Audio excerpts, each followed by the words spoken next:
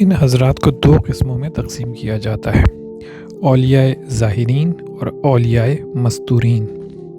اولیاء ظاہرین کے سپرد مخلوق خدا کی ہدایت، اصلاح ہوتی ہے۔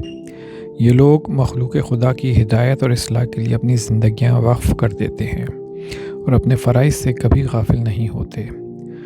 وہ دشوار ترین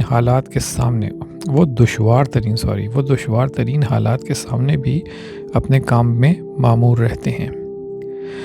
اولیاء مستورین کے سپرد انصرام امور تکوینی ہوتا ہے۔ یہ اغیار کی نگاہوں یعنی نگاہ ظاہرین سے مستور اور پوشیدہ ہوتے ہیں، یہ آپ کو نظر نہیں آتے، مگر یہ بھی صاحب خدمت ہوتے ہیں، یعنی کہ کائنڈ آف بیک گراؤنڈ میں کام کر رہے ہوتے ہیں۔